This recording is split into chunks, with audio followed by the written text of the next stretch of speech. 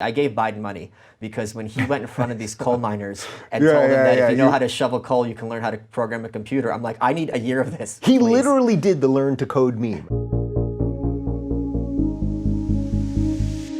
Are you finding that there is an undercurrent of support for Trump now that did not exist last time, that suddenly this thing has gone so bananas, everything we've been talking about for this half hour, that now there's people that would have never considered voting for Trump the first time that basically still see the wheels on the machines, still see some level of pride in America, still see paychecks that are working and unemployment that's low and black unemployment that's low and Hispanic unemployment that's low, and they like getting rid of some of the regulation and all of those things, and we're not in extra wars and he's trying to get us out of Afghanistan and everything else, that suddenly people that would have been completely in opposition to Trump last time I think a are lot not of there. I think a lot of them are just going to be happy to stay home. They're going to be like, look, I can't bring myself to vote for this guy. He's, we can think of all the names, but I'm not going to endorse this, especially if Biden is the nominee. I gave Biden money because when he went in front of these coal miners and told them that if you know how to shovel coal, you can learn how to program a computer, I'm like, I need a year of this. He please. literally did the learn to code meme. I mean, for those To for people miners, that, but for people that know about this meme, this was a meme that when was it BuzzFeed, when BuzzFeed was going to unionize, basically they laid off a lot of journalists, Yeah. and they're all boo-hooing. And then all the trolls, I use the word trolls in the good sense, just added them a hashtag learn to code. Yeah. And people got kicked off of Twitter for Meaning this. learn how to do something productive instead of being a BuzzFeed employee. Right. And Biden actually brought it to life. But he also brought to life to an audience where it's not accurate, right? It is, if you know how to write for BuzzFeed, you could probably have the technical skills to learn how to code on a basic level. Right. If you're a coal miner, that does not mean you know how to use a computer well. This is not, and by the way, if you're a computer programmer, you can't mine coal either. These do not transition very easily. So, I think it was Comfortably Smug who tweeted out that you do know if there's the debates, Trump is going to bring that stripper and put her in the front row and ask Joe if he's met his granddaughter, and it's going to be just complete chaos. So I hope he's the nominee very desperately.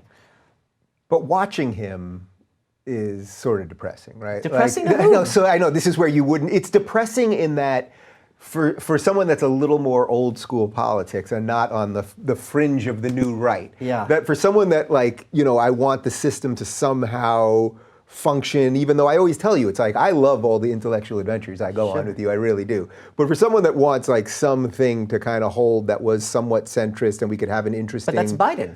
No, but he can't do it anymore. It seems like he can't do it, which is why he's telling these guys to code. It's why he's saying you can pick your gender depending on which jail you want to go to. He said that? Yeah, at the Equality Forum. Oh, He I said, love him so much. He said it's not what birth sex you are, it's what you identify as. You're going to have an awful lot of male rapists in women's prisons. He literally said that. He was brought in as the sane guy, and he can't be sane. But I think that gets to your point, that this thing just eats through everything. Yeah, right. He doesn't have that space within his party. I can't believe he said that about the jails. I mean, this is hilarious. But I am not making it up. How is this depressing to you? This is glorious. I can't. Just Here, like your friend at dinner. You know what? I'm telling my guys right now. We'll play the clip right now. In prison, the determination should be that your sexual identity is defined by what you say it is, not what, in fact, the prison says it is. And in that case, you should be entitled also to OGBYN. Anyway, you didn't ask that question, but you're not likely to either, I guess. Well, there you go, Malice. That's the man that you want to be the Democratic candidate for president of the United States. Desperately. One of the things that this speaks to is one of the best aspects of conservatism, which is asking questions like, when you're advocating for a program, what do you do with the people who will use this program in bad faith or this law in bad faith? And very often people on the left don't have an answer, or they'll hand wave it away like, oh, there won't be that many cases. Well, don't be that many cases, again, is Nicholas Cruz in Florida shooting up a school. It's that outlier that both moves culture and also is the destroyer. And that is who we should be concerned about. What else are you tracking right now? What else is on your mind out of that's unearthed in the bottom of the internet, in the well? I've been engaging in like psyops with a lot of these types. So for example, when you're working on a campaign, you're going to have tunnel vision. You're living in a bunker, right? So when there's an article that comes out in the New York Times, everyone in the campaign is freaking out. How's this going to play? How are the other campaigns? You kind of have, it's like Plato's cave, very limited information. So what I do is, I have a bigger Twitter following than many of these campaign managers for these candidates. So instead, people tweet like nasty things at them, that'll strengthen their resolve. If you're saying, oh, Warren's this and that, it's like, yeah, I'm fighting for her against you. So I will be like, hey, at Roger Lau, latest polls came out from Iowa. 5 of the 6 candidates have solidified their support. Only Warren has lost support. How depressed are you at the campaign on a scale of 1 to Anthony Bourdain? And then that gets retweeted, and you know it's filling up his notifications, and he's already having a bad day, and now he's going to be freaking out even more, hopefully. So you're, instead of killing them with attacks, it's not quite kindness you're killing them with. You're killing them with sarcasm, basically. It's not sarcasm. This is a sincere question. I mean, is I'm giving the devil on their left shoulder steroids and being like more insecurity, more fear, more freaking out, and just ginning up that kind of. I mean, I can't imagine working a campaign is in a state of constant stress and panic, and you're putting out fires all the time. So let's add some gasoline and watch it burn. How concerned are you that at the social media level and at the big tech level, that the game has been so rigged and manipulated already that we have no idea what's going on? I keep mentioning this thing about shadow banning is now in Twitter's terms of service. They can literally throttle accounts. We've known that they've been doing it forever, but now they're telling us they're doing it as of January 1st, and we all just keep playing the game as if the game is not being rigged. But the game is always going to be rigged. I mean, when you have your enemies, to expect them to play fair is extremely naive. This is my Soviet mindset talking. We did have a president who tweeted his way into the White House, and I think what people don't appreciate is the existential angst it causes someone who works at a social media company to see their product or their program being, from their perspective, subverted by those who they despise to further their agenda. This must cause them a lot of grief.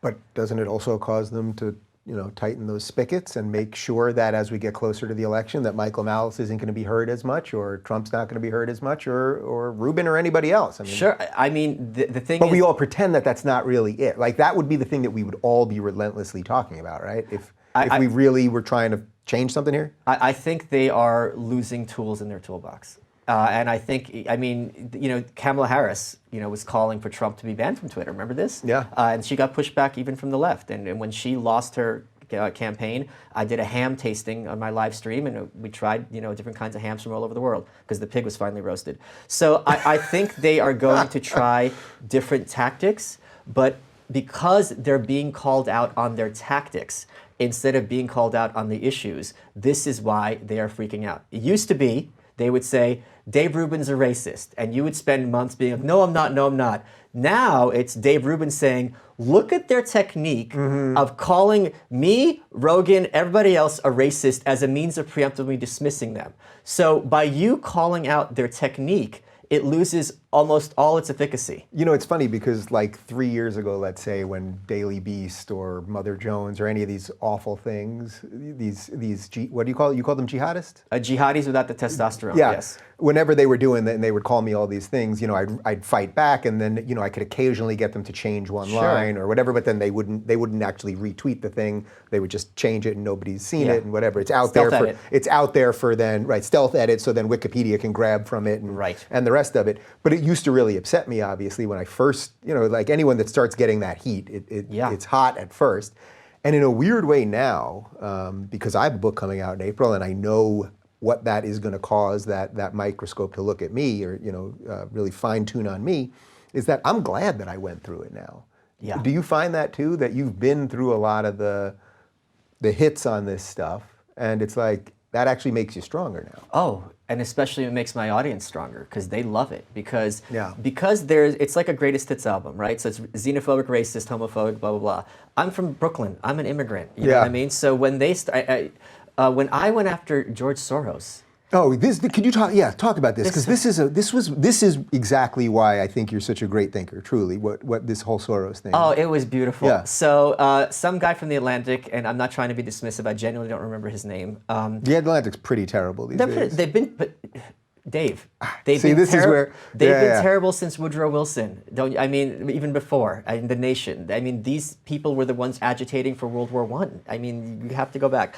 So Rudy Giuliani made a comment that he's more Jewish than George Soros. Now, in any other context, if you were talking to Jewish people and said someone can be culturally Jewish without actually having Jewish ethnicity, as opposed to someone could have Jewish ethnicity and basically be a total goy, right? This is not controversial. This is very well known. And right? everyone knows this. Obama kept saying he was the first Jewish president. Yes, this is very known. Yeah. We were both Jewish. We know people who are super Jewish, and then people who are basically WASP, and then people who are adopted Jews, basically, you know, who like the culture.